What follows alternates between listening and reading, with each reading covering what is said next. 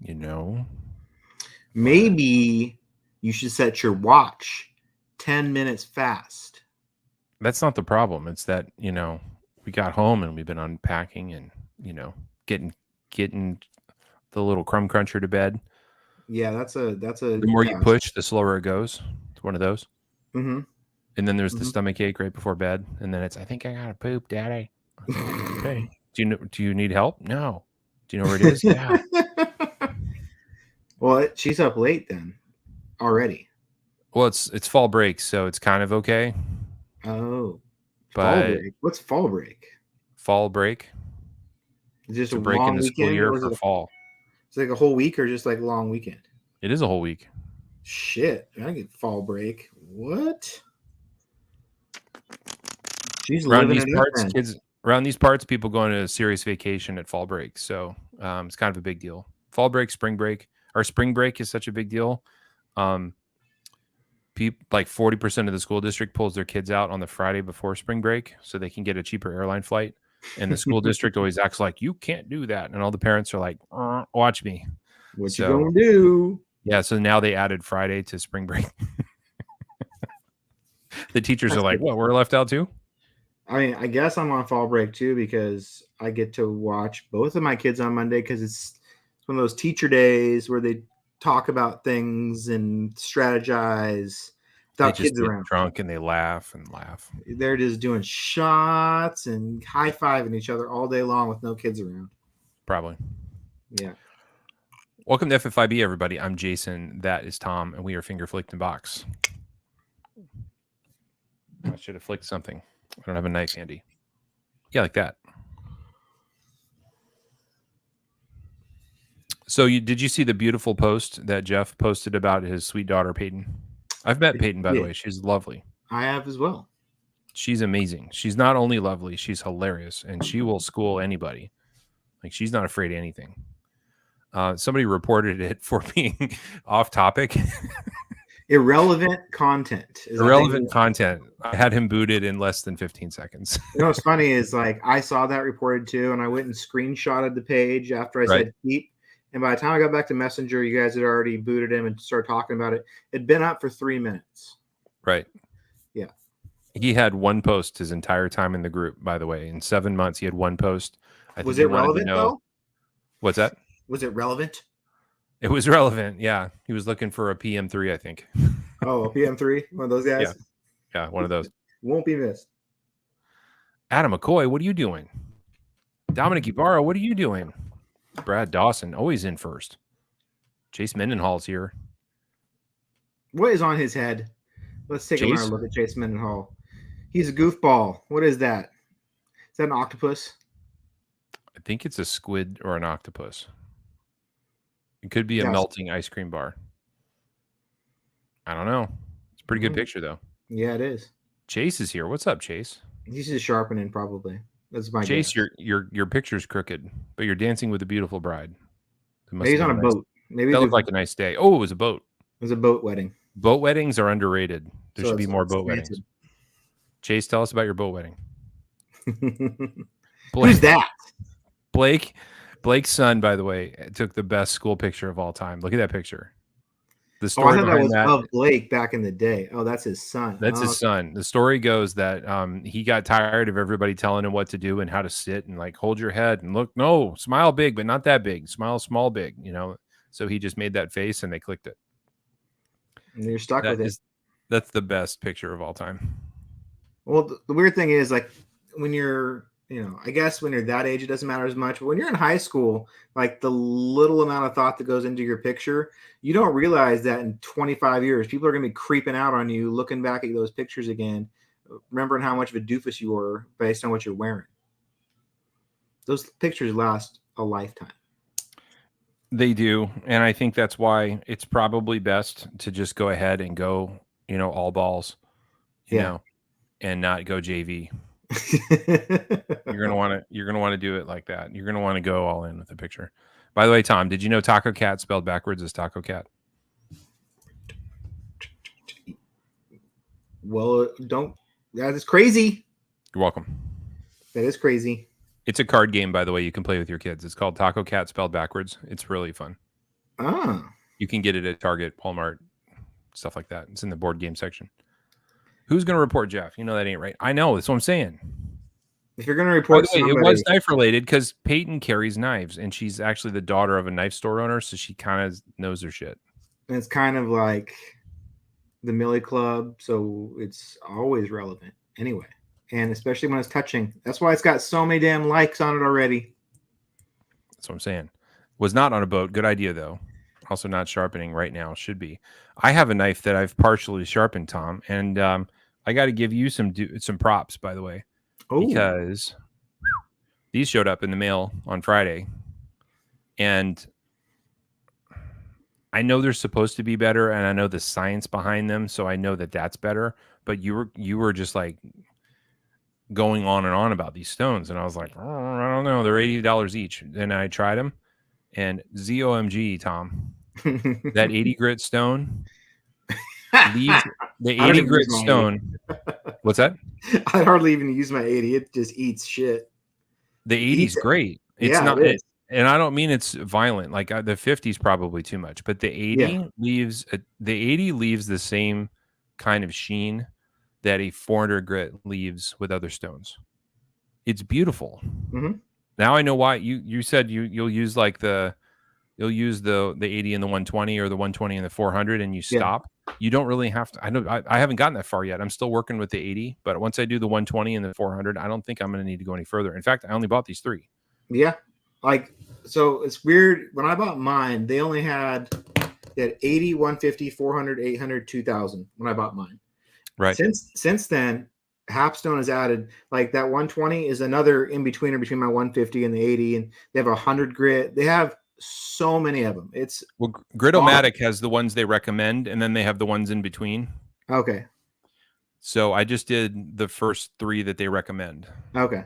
But like the 50, there's a 50, and then I think there's a 100, and there's a 120, there's a 150, right? Yeah. So some of them are tweeners. Yeah. Those will get, with the 400, you'll be done. It will look like better than factory satin. It does take some stropping just to pull off the burr, but holy shit, like, those are my sharpest edges. That's what I put on my own knives, is a 400 grit Hapstone edge. I really like my Venevs, and I feel totally fine stopping at 1200 on the Venevs, and it's more or less a satin, but there will still be little strokes that leave like little clouds in the edge. Yeah. So it's not completely uniform in like a really obviously bright light scenario, but I bet these will be better. So you're gonna like it. Yeah. Now, guys, by the way, the reason these are so effective is the CBN part. So cubic boron nitride is the grit. So think of it as like the sandpaper grit. Diamonds tend to form squares and right angles, like diamond shapes, like table salt. Well, like table salt. So imagine like little cubes. Yeah. So they're kind of sharp in the way they scrape at the steel, whereas these form what are they called? Octahedrons. Yeah, there you go. So they have 8 sides instead of 4, and that means that the facets come together like this rather than like that. So there's less of a point on the stones, and that means they don't scrape as deep. Also, these are metal bonded, not resin bonded, which means these don't really wear out. They just stay the same thickness. I mean, I ate my Venevs up, but these, I can lay these side by side with each other. All of them, they're exact same thickness. They've been the exact same thickness. They're totally flat, and they'll stay that way because the metal doesn't really wear out. Well, eventually the CBN will fall off. But what I did notice, Tom, is that when I'm using that 80, you want to keep it clean. Like I took the stone off and it was basically chalky. It looked like somebody had taken a pencil and colored it completely graphite colored. So I got a little Windex and I put it on a little piece of magic eraser and I wiped the stone clean. This came off black. And then the next swipe with the stone was magic. You could feel like it just went shh. You could feel the grit on the steel. And that told me like, oh, wow. Okay, good. I'm going to keep these clean. That I only use the 80 now when I'm doing chips because it just works so well and so fast. Because like when I do heels, I don't even use the 80 to do heels anymore. I use my 150. But for taking off metal in a clean way, that 80 is hard to beat. I'm fixing a really terrible Sliz Bowie where Mm, the edge is just awful, and for some reason, from the tip is fine and the belly is okay, yeah. but as it gets closer to the choil, it just starts getting crazy. It's like there's multifacets there, Hmm. and you can see it in the light. And so I'm trying to get it all into one plane so it looks Yeah. better. The first, and I've seen many Bowies that do that. I think it has to do with the way they sharpen them. There's Brad's when I sharpened his was kind of funky like that too. Yeah. So very excited about that. Very excited. Also excited that Joseph Vero dropped some Damascus lefty synapses. Oh, you So love the lefties. I People need are going another through. Vero like I need a hole in the head, but I will buy his lefties because bravo to him. So Damascus lefties synapse is pretty sweet. What kind of strops do you use on the TS Prof?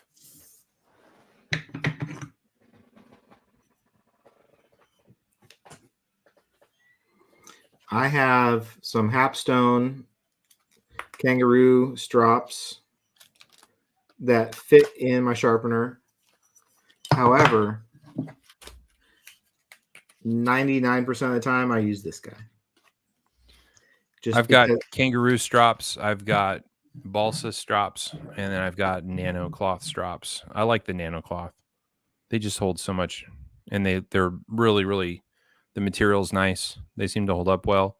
I've noticed with leather, the stropping compound seems to just kind of fall off the leather. I don't know how to get it to stay on. Maybe I'm doing it wrong. I've noticed, and it might just be the brand I buy. So these are Beavercraft battle strops. When I get a new one, like at first they don't absorb, but Right. once you've done it a couple times and let it sit, they become more absorbative over time. Got it. The Like the nano first cloth time, yeah, absorbs really well, and the yeah, balsa holds it pretty good. But I like stropping on the system. It just works. I've noticed a lot of other people when they strop, and I'm not saying they suck at it. I'm saying it's not easy. But when they strop, what happens is they end up creating a ghost edge right above the edge. So you've got your edge of the knife, right? You've got your grind here, and then they create this ghost blurry area here yeah, where they're leaning the knife down too far. So imagine this is the strop. They're leaning it too far down. So they're polishing the flat part of the grind, not the edge.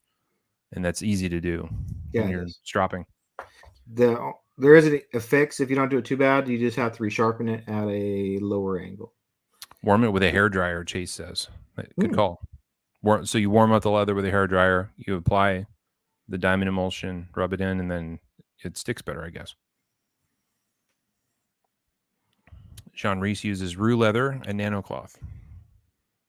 I would imagine the rue leather probably holds up a little better than the nano cloth. The nano works really good, but if you jack with it, it will slice or catch on the blade, and once it does, you get a chip out of it, and then it doesn't seem to work right.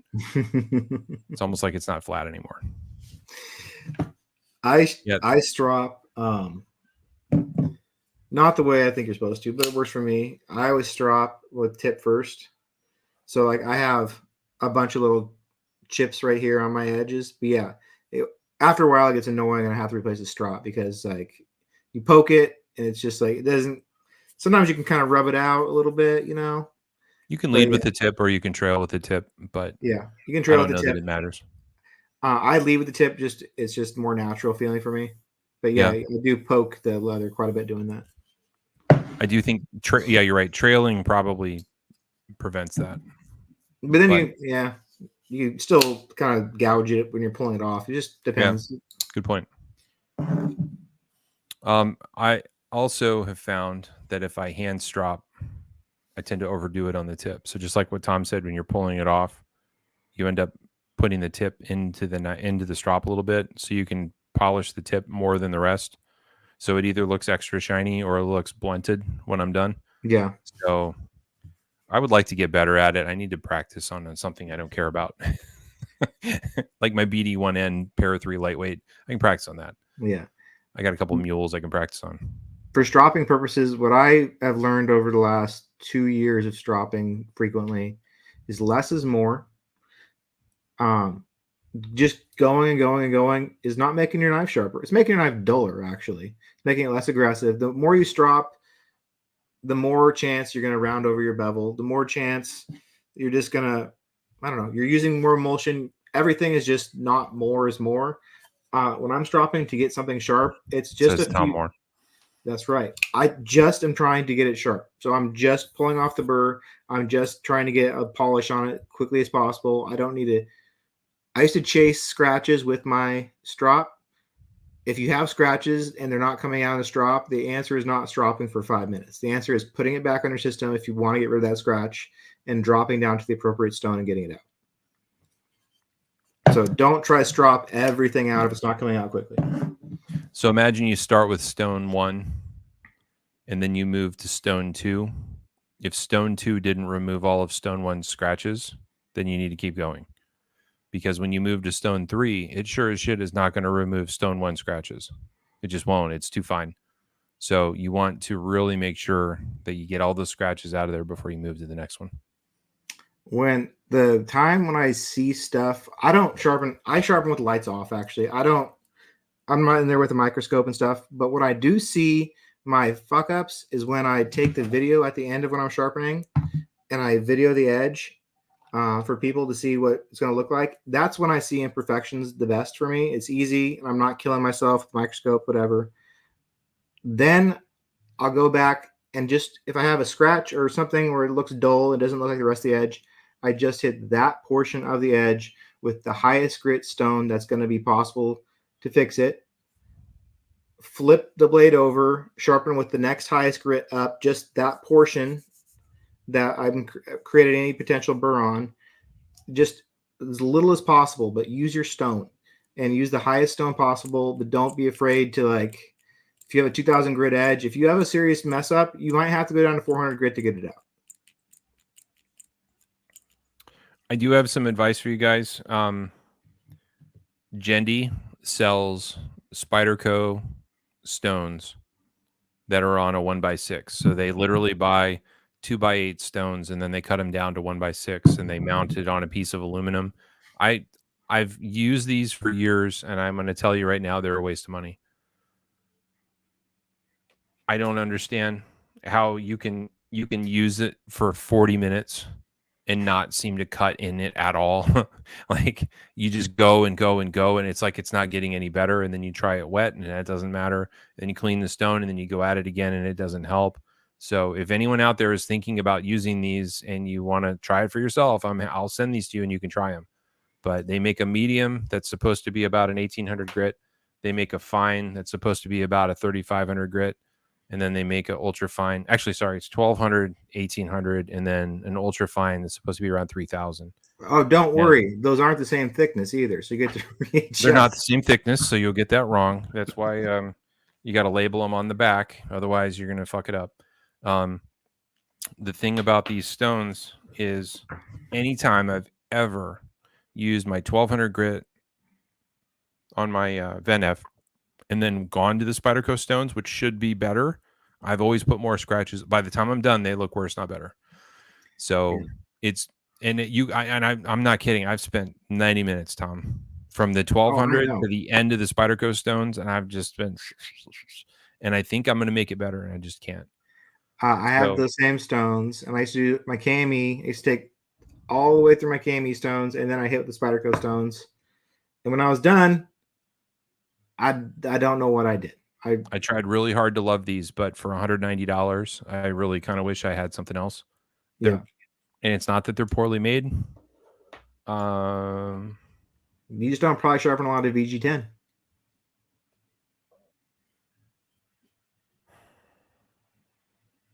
I think if I had a VG10 knife and I was trying to maintain a very sharp edge, these wouldn't be bad. And if I didn't care about how it looked. But if you the way I look at it is if I'm gonna spend 3 hours on an edge, I don't just want it sharp as shit. I want it to look really good too, because I just spent a lot of time on it. Yeah. So I'm generally not okay with an ugly edge that's that cuts well if I spend all that time. I am fine with it if it only takes you 20 minutes or 15 minutes, right? If it's 15 minutes and it's sharp as shit, that's awesome. Good job. But it should look good if you spend that kind of time on it. Anyway, so from what I found, these are cool, but a false mistress in the world of diamond, diamond resin bonded and CBN stones, they're not all that. Carl Maxwell's here. May work for VG10. Yeah, I bet it's great for that. It's probably great on BD1N. It's great on VG10. It's great on Gin 1. It's great on OS 6. It's great on D2. What's going on, Jeff? So anyway, that's sharpening shit with Jason and Tom. Oh, and also, if you want to get into the world of really, really, really, really nice polish without spending a lot of money on strops and emulsions, then the diamond, what's it called? What it's called, Tom? What is that? I'll flip it over. It's a sticker that you put on top of the blank. The lapping films. Lapping film. Thank you. Lapping films, guys, are cheap and they work really good. They work really, really good. The only downside to a lapping film is that you can do 5 or 6 knives, and then the diamonds will start to fall out of the tape. So the diamond the diamond films generally come like 5 or 10 in a pack, and they're not a lot of money. So you only have to buy a couple of these blanks, and then you stick the sticker on there and you go at it. So they work really great. I do like those quite a bit. So that's a great way to put a polish on an edge without having to buy all the emulsions and the strops. Tom, tell us about this knife you resurrected. So this is a Spyderco Veil that is now a new member of the group that joined after seeing me on Instagram and sending me his knife. So this had sentimental value to him. And this chip was, it looks bad. It was worse than it look. Look at that. It's the whole bevel. Nice. And I saw it at first, and every time I'm blown away what's possible with this stone. So in this situation, it's got a blunted tip and it's got the massive chip in the edge. Like the tip. Do you like using it for roofing? It looked looks like it has roofing tar on it. Beautiful when I was done. But in this case, I used my 80 grit CBN.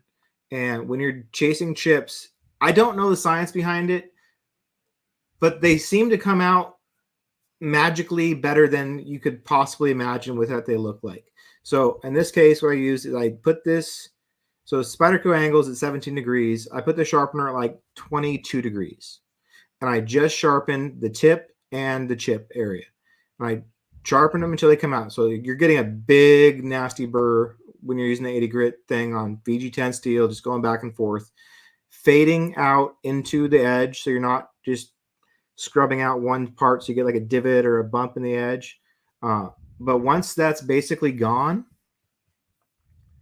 you drop the angle back down to 17 degrees or whatever your bevel's at. And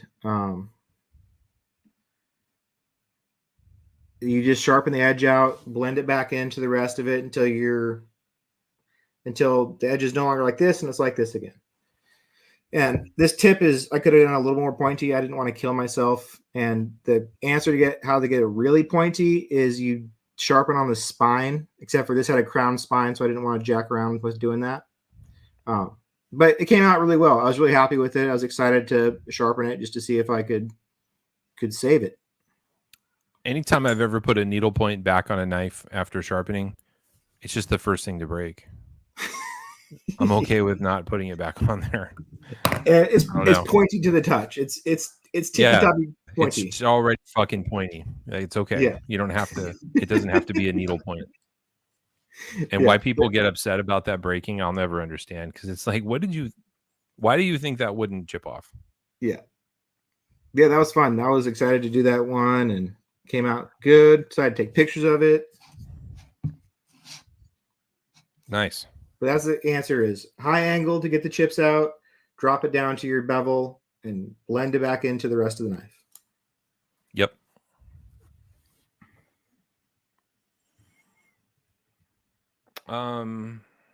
Let's see. There's one thing. I know you're a big fan of the fillet attachment for the knife sharpener. The Very fillet much. attachment, I like it too. But I find on a bigger knife, I'm still using the regular TS Prof I clamps. do. I like those fine. On a kitchen knife, anything over 4 inches, I use those. Anything with a big ricasso on it, I'll use it. This is my favorite for a smaller edge or smaller knife. Works really great on a little guy like a 3-incher or something smaller. Yeah. Smaller than that. Like if you're going to sharpen a dragonfly, it's amazing. But yeah, I like being able to clamp the ricasso on a Spyderco edge, a Spyderco blade, because it's flat. You get really good purchase there, and then the other one I'll put down near the tip somewhere, so I know the knife isn't going to wiggle. So, but yeah, that's one thing about TS Profs that are good is the clamping options work well. So ours are a little bit different. You have the single clamp attachment, which is made for normal knives. This is the fillet attachment. See where the screws are on mine? They're above the line, and yours are below the line. I don't think it matters. This is also called the fillet attachment. It's called the single clamp. They sell them differently on the website. Because this one comes with shorter screws, so I had to put a longer screw in here to make it work on bigger knives. Right. But the one thing I do like about it is I'm able to clamp this with the chamois cloth in there. It centers every blade that I do it with this hinge point here. It just centers it, and it's nice and thin. I don't know if that's makes a difference, but I can clamp without on anything flat, any blade. Yep. I can do microtex. I can do anything with this. Yeah, they work really good.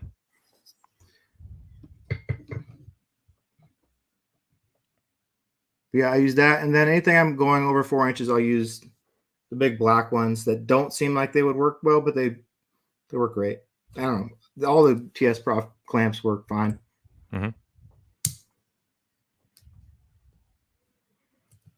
It's the most wonderful time of year, Blade Show West. The second best knife show in the land. You know why I want to go to Blade Show West? Why is that?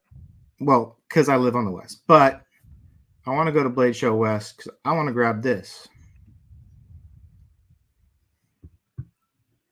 Yeah, I kind of want to grab one of those too. So this is dropping at Blade Show West. The Tactile Knives Archer. So if you are headed to Blade Show West, I would put this on your list of booths to stop by first. I'm endlessly impressed with the trajectory of Tactile. They started with a very simple, humble knife, and then they moved to a more advanced knife, and now this is obviously an even more advanced knife. They have high ambitions in their company. They want to be making world-class American-made knives, and this is only their third design. It's pretty impressive. So it's going to be a very limited run. We learned from Michael Miller it's going to be very limited. There won't be a lot of those available. They're only going to be in small batches, because of the amount of time and it takes to manufacture them. But they are very cool. Yeah, it's a cool looking knife. So Dunn McGregor, the ricasso is the flat part of any knife, but Spydercos are famous for having giant ones. So it's this part here. They call that a ricasso. So one advantage to us, sometimes on many different sharpeners, it's difficult to clamp here because the blade gets skinnier as you get to the tip, and then also you have a full flat grind. So it's just not flat here. So a lot of Benchmades don't have that problem, right? Because they put a flat part here. So on a Spyderco, if you can get a clamp on that part, then you know that you're not going to have a problem with the knife being, wobbly in the clamp. It's happened to me plenty of times too, where I've clamped a knife here, and then you start sharpening, and it starts doing this. Yeah, and you're like, shit. Now I'm not getting a flat edge. Fitzy's here. What's up, buddy? How you doing? Have you seen Steve's beautiful Grand Seiko? Oh, of course. Oh, yeah. Pretty sick. We sent each other watch pictures, which is as Nick Shabazz would say, do not get into watches because it'll eat your wallet. I don't know why I even look at watches anymore. Like I don't need to wear a watch. I wear them for fun around the house sometimes. But even with the two fancy ass watches I have, I still find myself looking through the watch Facebook groups all the time. I don't even know why, because all it does is make me mad that I didn't wait till this year to get the new one when last year's one was thicker and the new one's thinner. And now I want to trade. I'm like, I don't get into watches. It's an endless chase. Yeah. I'm having issues with guitar groups right now because you guys have probably noticed the buy sell trade on knives is getting like stupid cheap. You can get really good knives for stupid cheap right now. I saw a factory carbon fiber Arius with pattern back for like $650. What? That was Where? a $1,400 knife 6 months ago. Yeah. 7 months ago. Somebody was selling it for 600. In our group or in Koenig group? The Koenig group, where you don't get in if you're not bona fide, and you Yeah. don't get to post if the admins don't allow it. So Yeah. it's legit. So like you can get some stupid good deals right now. I just saw a Brian Brown with an inlay going for $275. That was a $500 knife 4 months ago. So yeah, with guitars, it's the same thing. Like they're going way down in value. It's crazy. There was that Koenig drop this week with a bunch of minis, the anodized ones, and I almost considered it because I saw it before it went up, and I was on the website as soon as it went live. I'm like, I could get this because a year ago I would have been freaking out to get it, and then I'll figure out if I need it later. But this time I'm like, no, I'm just gonna not get it, and then if I need one, I'll buy one in the buy sell trade for cost or less. My stomach hurts because it just occurred to me I don't know where my mini Koenig is. Yeah. Yeah. I'm gonna have to solve that later. I don't know where I put it. In the guitars. Might be. Could be. Yeah. Do you ever find yourself leaving stuff in the pockets and then finding it in the wash or anything like that? No, I'm pretty good about emptying my pockets before I wash things. What can happen once in a blue moon is like I'll do a pocket dump on the bed and then I'll think that I moved it all to my dresser, but I didn't. And then when I climb into bed, I kick it off the bed and then it goes under the bed and then I find it under the foot of the bed later. That can happen. Yeah. But yeah, I need to find that knife. The one thing that's definitely made my stress level go down is having my knives in a case and knowing where each one. It sounds so like OCD about like I know which spot each one of my knives go in my case. But oh man, it makes my anxiety level go down when I can just look at my case and go, okay, they're all there. Yeah, I did the same thing. They all have a place in the drawer. Yeah. They're not there. I know they're not there. Yeah. When they're not there, yeah, it's definitely a moment of panic. Dude. Selling more than buying, prepping for weight loss surgery, gastric sleeve. Dude, scary. Good for you. Do what the doctor says, all right? I know a couple knuckleheads that did not follow the expectations of the doctor or the advice of the doctor, and it didn't go so good. So, yeah, pay attention to your doctors. As in diet afterwards, or one person decided that she would continue drinking, even though she was told that if you drink after, your tolerance for alcohol is almost zero, so you'll get blackout drunk on just a little bit. She got 4 DUIs in a month, including a totaled car, because she would have a glass of wine at dinner and think, oh, I'm fine. And then she'd drive home from the restaurant and crash or get pulled over. So, and her tolerance had been like a couple bottles. She was an alcoholic. So that's one. Another person just ate their way through their sleeve and stopped. It wasn't effective anymore because they just ate too much. Yeah. So I have another friend that stayed like after the surgery, like they'll have you go on protein drinks because your stomach's so small you can't hold a lot, but you still need nutrition. Well, she wouldn't eat right. She just kept taking protein drinks for like 3 years, and now she's gained back most of the weight, and she still has a small stomach. So it's like, what happened? But she, like, every time she'd meet with her nutritionist, she would argue with her and then not do what she was told. Yeah. People are. It's a big step to take to not follow through. That's what I'm saying. Yeah. Yeah. Sorry, I didn't mean to shit on your party. I'm happy for you. Good job. You know what though? I don't know what your drinking habits were like before, but having no alcohol in your life, if you have alcohol currently, it's something to look forward to. You know, it doesn't have to be a bummer. It's not a bad thing. It's a whole new lifestyle. I gave up soda. It's not as big a deal as giving up alcohol, but I've given up soda. I don't have 10 a year.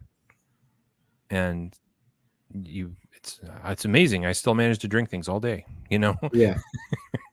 Like you can do without things. You can give up things that you don't think you can give up. Yeah. I'm back on a diet now. So lost weight for Blade Show. And then I had some mental health struggles over the summer. So I kind of let the gas off on my diet. And then I quit smoking weed 2.5 months ago. And one side effect I found is I've been gaining weight, and it's like frustrating. Since I stopped smoking weed, I've gained weight, even though I've been back on my diet for a month now. I've stayed steady. I cut it off the gain, but it's been frustrating to not lose weight on the diet that did work for me for 6 months to now it just is maintaining now. So it's frustrating. That's one thing I was not expecting to happen. I don't know if it has something to do with like I'm bored and I have more time, so I eat, or it's bigger struggle, or it's on my mind more, or I don't know what it is. That's sort of debunks the munchies myth, right? Yeah, I don't know if it was affecting my metabolism or if it was just making me like not pay attention to it's time to eat, so I wasn't eating. I don't know. That's pretty wild. Yeah. So I'm back on my diet, and yeah, weight loss is a real deal. I thought you'd lose weight when you started sleeping more. See, all those things, I agree. Like that should have made you lose weight there, because if you're sleeping, you're not eating. If you're right, Yeah. If you're sleeping, you don't have munchies, and if you're sleeping, your body's like repairing itself and using energy. I thought for sure that you'd drop some there. Yeah, but I'm sticking to it.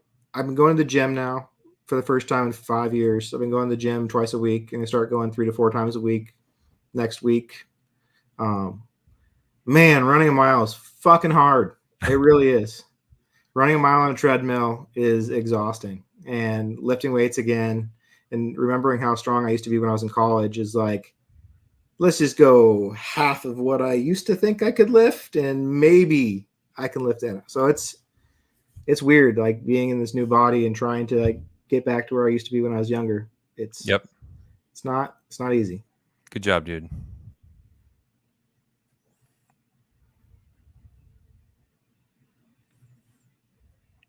Let's see here. We should probably talk knives, huh? We could do that. Any releases coming up soon that you can think about? There's gonna be a Blade HQ M4 Endura that comes out with blacked out blade. They teased it. They didn't say what it was, but that's what I'm assuming it's going to be. There's not really anything. We're still in that lull. It's been like this for a little bit. Like there's the Emerson Wave came out, the LMAX one. I've seen a couple of those posted in the group. Those are still available. So if you're looking to scratch that itch, you got to go buy something. Go to Blade Ops and you could buy an Emerson Wave and cut yourself, do whatever. Have a blast whipping that thing out. But we're still kind of in the slow period, I think. Yep, there's that one. What's the story on the cutlery shop Kapara? I don't know. Is there a cutlery shop Kapara? I have a feeling this rumor connects its way back to Dan Tan in certain ways. Watch this space. Yeah. As far as I know, there's no cutlery shop Kapara. Well, I will say one thing that's coming is a giveaway. a giveaway is coming, a big giveaway, because the group in October 19th, so in 12 days, the group will be 5 years old. 5 years old. Big anniversary. So we're doing another 5 years. We're doing another giveaway, and I don't want to get anyone's hopes up based on last year. Last year was untoppable, insane. Not that I hope it doesn't get that way, but I don't expect it to go like last year. But we will have a big, awesome giveaway. It's coming out. We just got our first confirmed donation coming from Smoky Mountain Knife Works. Tyler just messaged me while we're sitting here. So we're starting to get some stuff coming in. If you are interested in donating to this giveaway, message me and I'll get it set up. And we're just starting to talk about this today. So we're getting the ball rolling, and we'll be launching it probably on the 19th. And then we'll probably do the drawing that weekend. So 5 years. 5 years of me and Jason. Our little home. It's true. So that's coming. That's the biggest drop it's going to be there is. So what do you think was bigger news? The moderator that we had on our team, who turned out to be a psychopath, who stole thousands of dollars from the community and threatened to be a neo-Nazi, or the moderator that we had on our team that pretended to be a 37-year-old Navy SEAL veteran who worked for some sort of covert military action, but actually turned out to be a 21-year-old living in his mom's basement. Which one was harder to deal with, or which one was weirder? Which one's the crazier story? Oh, obviously, Mr. DB, the Navy SEAL. I think the Navy SEAL was the crazier story. Guys, he actually convinced a group of SEALs and operators that they should all move to Boise, Idaho, and start a firearm group or firearm manufacturing company that would sell to the government. And they had even gone so far as to get contracts and permits from the government when he finally confessed to them that he wasn't actually who he said he was. He was a child. That I remember. I was sitting in the park down the street from my house playing with my RC car, and I was getting blown up by you and Rich Cox saying, "Go look at this post about Cameron right now." And I was like, "This is not true. None of this is true." And then I don't know if it was that day or shortly after, they brought him on the live stream, which is where we learned about using StreamYard to do live broadcasts out of Facebook groups. Yeah, we saw the StreamYard logo in the corner of the screen. We're like, let's get that. So we can thank Cameron de Beaumont for helping us, figure out this platform. Yeah. But I don't think it gets crazier than that. No. Like, how do you fool a bunch of special force operators that people selling their houses, moving to Idaho? I don't know what his planned exit was out of that, or how he got caught, or what it was, but that's a house of cards right there. It's got to fall down eventually. Do you know who Steve Renazizi is? Yeah. Do you know his story? Remind me. Steve Renazizi is a stand-up comedian. He was on an FX show. He might have been on The League. Mm-hmm. He claimed that he had been in World Trade One on the day that the towers came down because he had a job there, and that he barely made it out with his life. And he turned it into a big part of his stand-up act, and he became a hero by proxy because of that story. And after about 9 years of it, he finally came clean and said, I can't live with it anymore. I wasn't actually in the towers, and I didn't have a job there. So I wasn't supposed to be there. I just made it up. Like, this was worse because this involved people quitting their jobs and convincing their wives they needed to move to Boise and going to find schools for their children. And then later on just go, oh, sorry. I got carried away. So Cameron was our first moderator. So that was, we'd learn from that. We would never have anyone else crazy as a moderator again. But yes, we had Mr. Bolin. He was harder to deal with for me. He was a diff. GSB was such a manipulator. Cameron wasn't a manipulator. No, He was quite agreeable. But yeah, GSB was a virus in the community. GSB was a cancer, and he was a manipulator, and he would gaslight. Yeah. So after that, we started doing video interviews for moderators. Right. We're gonna have you be on camera, so We're gonna have you be on camera. We're gonna talk to you and like get the real lowdown on this. we need to make sure you're a real person. Yeah. Yeah, Cam even pretended to have children. Oh yeah, he had twins, right? He said he had 3 kids, I think, including twins. So you saw that he messaged me recently, right? Yeah, he sent me a DM and he's like, "Hey, I just thought you'd like to know," because at the time this happened, I DM'd him and I said, "Hey, man, you broke my heart because I've known you for a couple of years now, and this whole thing is just the craziest story I've ever heard. But if you want to talk, I'll listen." And he never wrote me back. So he wrote me about a month and a half ago and said, "Hey, I thought you'd like to know. I've got my life together. I met a girl. We live together. I'm staying away from the knife groups, but my life's okay. I have a job I like. And so I'm happy. I'm happy that he didn't do something terrible." He said he was getting help, right? Professional help. Yeah. Let's hope so. The guy stealing knives at Blade Show is never really part of our community, but he did participate in the only FFIB that we've ever scrubbed from the internet because it was a Brian Brown interview for Tom and I, and Kit just got blackout drunk during the interview. Yeah, we could barely talk to Brian. It wasn't boring.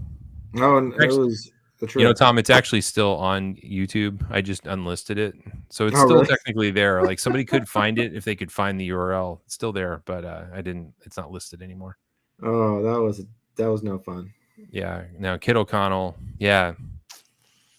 That's a crazy story. That guy stole some knives at Blade Show from a bunch of people, including some dealers and some individuals. Later on, he was convicted of manslaughter for second degree. He was charged with first degree. I don't even know how it was charged with first degree, but he was charged with first degree murder. I don't think he was convicted of first degree. I think he was convicted of second degree. But he shot during a drug robbery. He killed someone by shooting a firearm through a wall of an apartment building. So, yeah, he won't be missed. Nope. Maybe we should ask him for a donation to the knife giveaway. So, yeah, he won't be missed. Brian Tidd, what's up, buddy? Isn't Brian Tidd's profile photo so much more peaceful than it used to be? It's so much more inviting and more Brian Tidd-like, I feel. Makes me feel happy every time I see Brian's photo. I know you take credit for that. No, I just love it.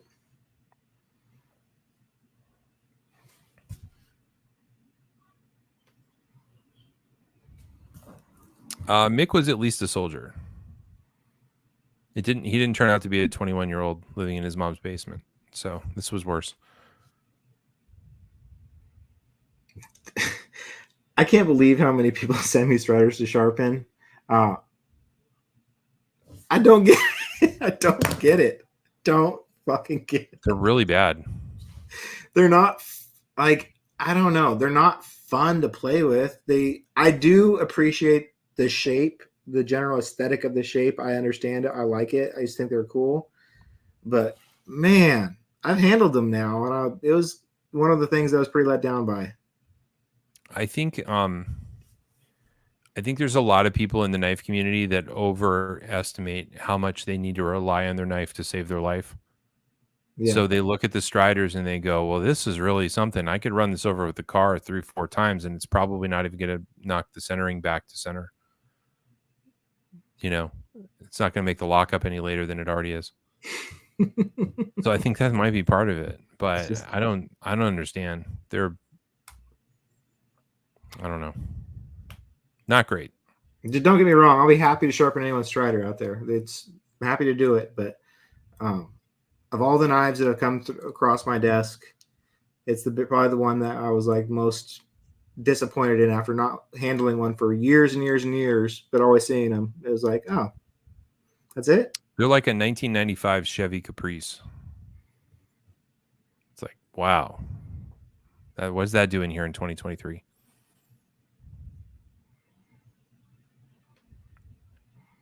Chapman Lake knife. Yeah. Oh, yeah. Michael, I thought you would have had that by now. Did you order it? Oh, that picture wasn't of his. That was from the show. I remember a show a couple weeks ago where he was talking about getting one.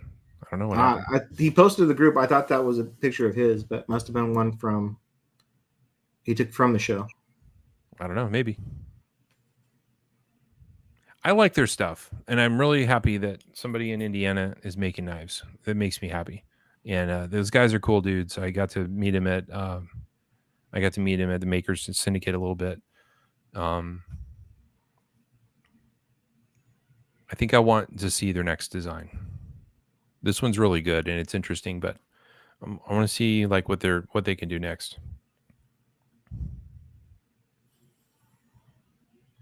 Brian Tidd's just going to go ahead and just like BST our group, our live stream. Hey, Jeff Lawford, did that Malibu sell? Oh, this is where you get the real good deals. You get them live. Like Put it in a DM, BT. What are you doing? No, mine is electric blue and aqua. Okay.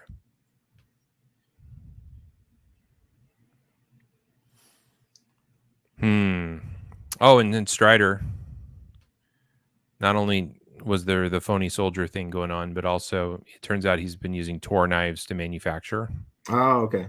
And I think a small percentage of the people I've heard talk about this say, I always knew that. And then the vast majority have said, I didn't know that. Is that new? No, it's not new. How long has this been going on? I don't know.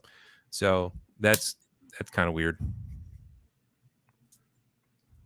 I don't know what to say about that. Massey's here. What's up, buddy? Paula's here. Hey, Paula. Well, Jason, it's like Saturday night and it's like spooky season. Do you have any recommendations on some scary movies I could watch tonight?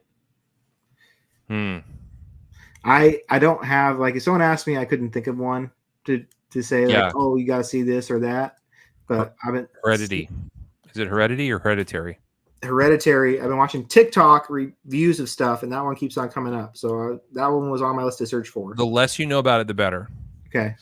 It's a slow burn at the beginning. It's just like weird, and then it gets weirder, and then it gets really weirder, and the ending is a total freak out. Yeah, Hereditary is a fantastic movie. Okay.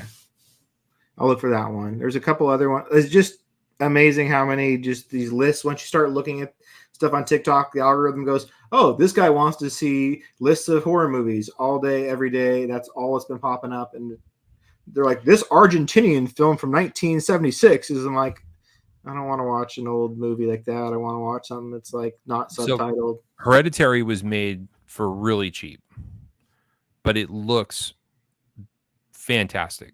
It looks like a really well done, expensive movie because the lighting director was just amazing. Like everything looks really great, and then the acting is good, and it's just the right amount of supernatural weirdness combined with like you can suspend belief a little bit and it feels plausible. It doesn't feel ridiculous, right? Like when you unlock the box and then the Pinhead comes out of the nothing with the nails in his face. It's hard to not go fake. Freddy Krueger, you kind of go, it's fake.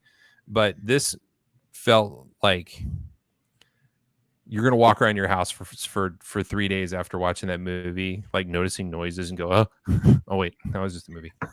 I know that because horror movies I will get sucked into, and I will be terrified of them. So I don't know why I'm looking forward to this, but I've been like, I gotta find a really scary movie to watch. Like the last one I watched was a couple of years ago. Was A Haunting of Hill House on Netflix. It's a 10-hour miniseries. Yeah, that scared the shit out of me for a while.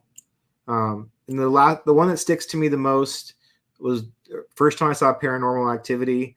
I felt uncomfortable in my house for a good while. Like, just even though I know it was made for $18 and with like just stupid tricks, but that scared the shit out of me too.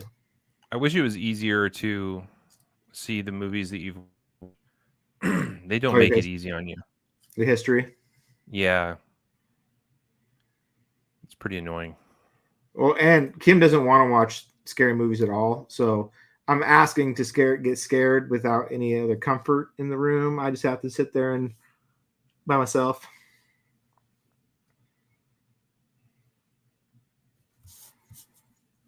If you haven't watched Love and Death and Robots yet, you should watch that. Is It's that not scary? scary. Okay. It's not particularly scary, but it's very dark. It's animated. It's short stories, so you can get in and out of them pretty quick. I think the longest one is like 15 minutes, but that's pretty good. I think a ad for the Nun 2. I saw the Nun 1. I remember it being pretty intense. But I think an ad for the Nun 2 came on while I was half asleep in bed and Camden was laying there the other day. And Kim got really not happy. It's like, what are you put on TV? He's going to see that. And I'm like, oh no. I don't know. It was just on Comedy Central. But yeah, that movie looks pretty intense. If you can find Antichrist by Lars von Trier, that's a fucked up movie. Okay. It's disturbing. It's a downward spiral of a marriage combined with Satan. Oh. And it's disturbing. Super disturbing. That's a good one. But Lars von Trier is a very, very messed up man, and he makes very messed up movies. But he's particularly good at making. He's really good with the camera. Did you watch all the Saw movies? I've maybe seen a couple, but now I was interested for about 3, and I don't give a shit now. Like they can't keep regurgitating the Freddy Krueger, Jason Saw crap. Like you can't keep killing the guy and then bring him back. It's not compelling anymore. That's like what I'm like. Like I thought the last one I watched, he was dead.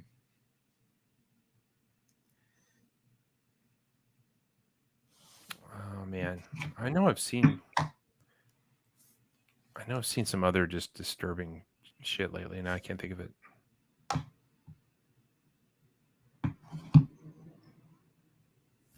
Yeah, I'll look up Hereditary. That one came recommended quite a few times.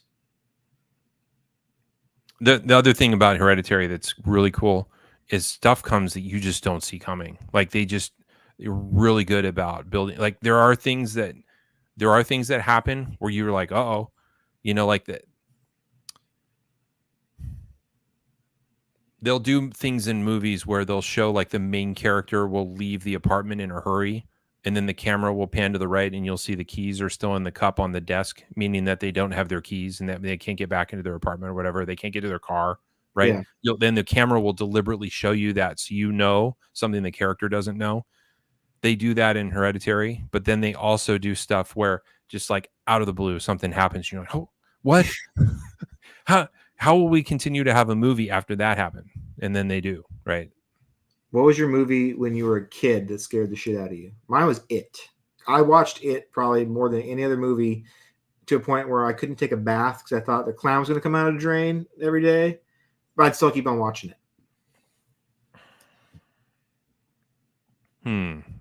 It was over my head as a child for sure. And now the new one, the weird clown with the bulbous head thing, it's not as scary as the original It at all.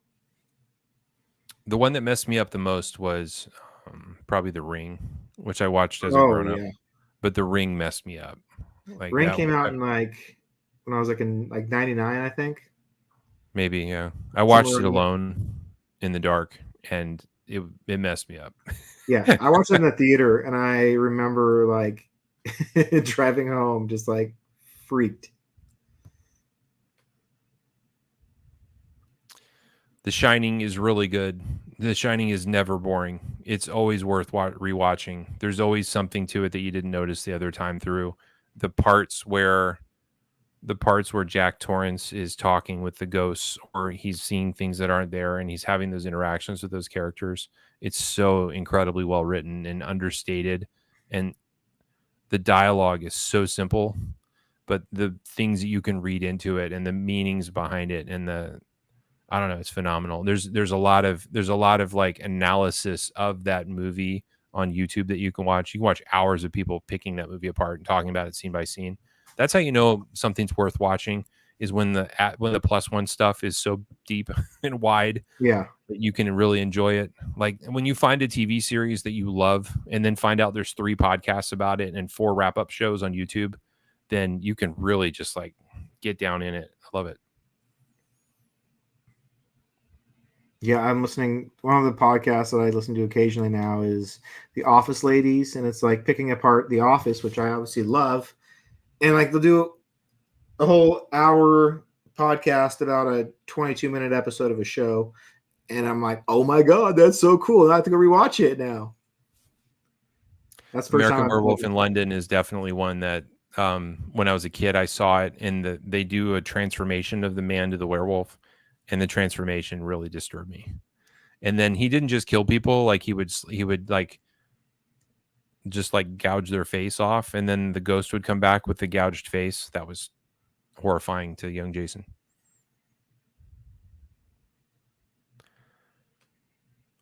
Jeff Loffer is accusing Dan of traumatizing people with his Kapara post. And then Dan's response is, I know not of what you speak.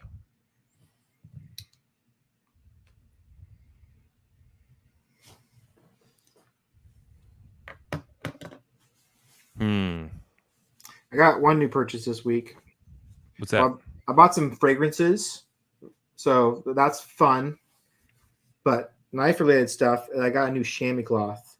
I don't know why. Like I've been like conserving my last 5 square feet for so much. It's like all torn up and tattered into little shredded bits. And then I got on Amazon, and for $12, I got a whole half acre of chamois cloth. Fresh to make some new hanks out of. It's not the same once they get dirty and you wash them. It comes out, but edges get tattered up. You cut little slits in it when you rub them on the edge of stuff a lot. The price has gone up a lot on those. They're not $5 anymore. They're more like $13, but it's still a bargain. And my first one I bought was like $20, and then this one was only $12. Yeah. So I don't know. They're on. I put up a post about it today. It's on the link. Is one I bought. Is $12. You can make literally 20 hanks out of them, and nothing wrong with having hanks. Hanks are cool, but if you're looking for just something to clean your blade, that's the only purpose you want to use it for. Chamois cloth is awesome. And it's cheap, and you don't have to worry about it when it gets cut up. You just throw it away. So I do another movie recommendation for you. I don't know if you'll love it or not, but you have to watch the first 5 minutes. Okay. Just watch the first 5. You will laugh your ass off, and you'll probably want to watch more. It's called Babylon. Okay. It stars Brad Pitt and Barbie. What's her name? Margot Robbie. Yeah, I just know her as Seth's girlfriend. So Margot Robbie's in it. Brad Pitt's in it. How bad could it be, right? Yeah. It's from the director of La La Land, and it's about his only topic that he seems to give a shit about, and that's Hollywood. So, but it's shot like pre-talking films Hollywood. So we're talking like in the desert Hollywood, and the movie opens up with a guy that's got to get to the producer's party, right? So just watch the first 5 minutes, and you will die laughing. And I almost gave up on the movie, like, because I was like, I don't know, I didn't care about La La Land. But then I watched the first 5 minutes. I'm staying to the end of this one. This is golden. Dan watched for 20 minutes. That means he saw the important part. Don't tell everybody what happened, Dan. Prometheus is a good horror movie. I like Prometheus. I like Event Horizon. Event Horizon's amazing. Have you seen Event Horizon? Mm-mm. It's a sci-fi. I think so. It's sci-fi, but it's also it's sci-fi with hell. Okay. Lawrence Fishburne's in it, and Sam O'Neill, who was in the Jurassic Park movies. Okay. The Ninth Gate is good.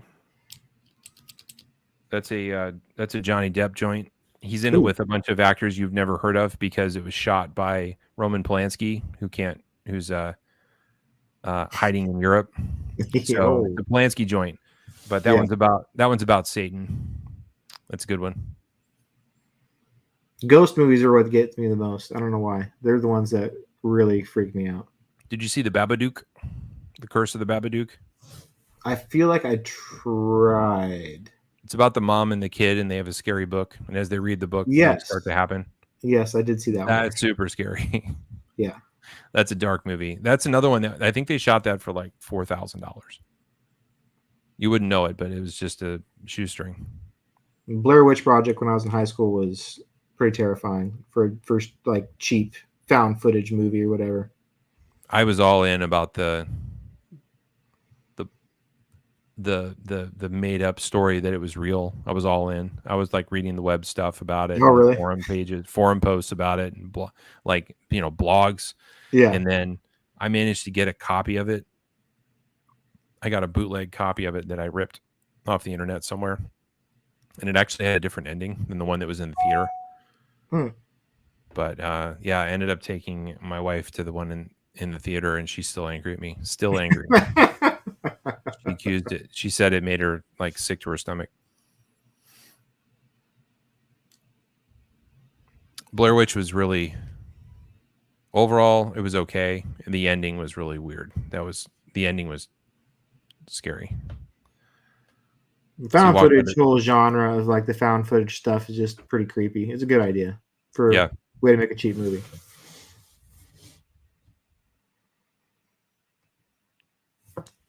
Well, Tom, I'd like to wrap it up. I'm really tired. I had a long day today. I did get to do something that I've been wanting to do for a long time. I got to hold a baby. Oh, snap.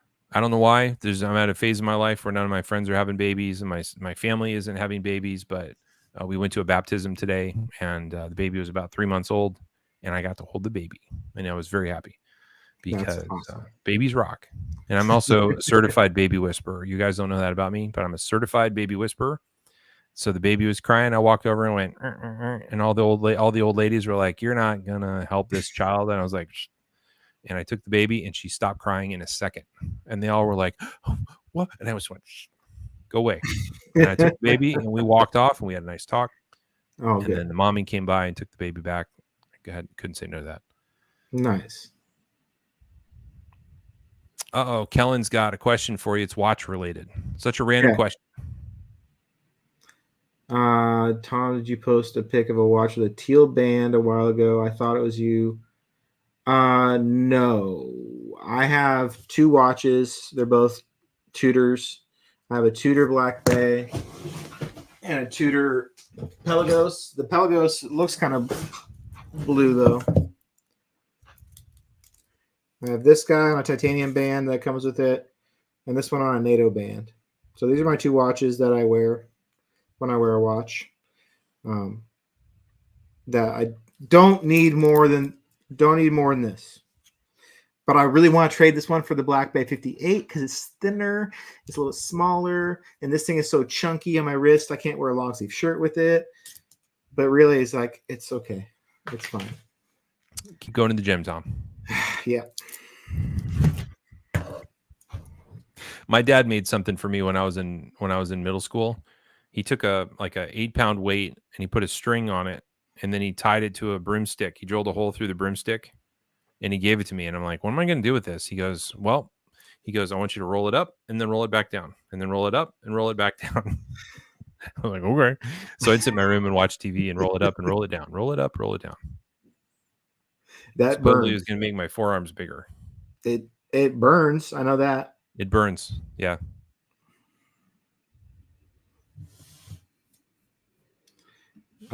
This titanium band, this is the one that comes with the Pelagos. It's an all titanium watch. The coolest thing about this band, the reason I can leave it on there, is you can set it on the fly to different wrist sizes, but the size I have it set on is on the spring setting, so it actually flexes, and so it kind of falls with your wrist. But yeah, it's nice and light for being a metal band.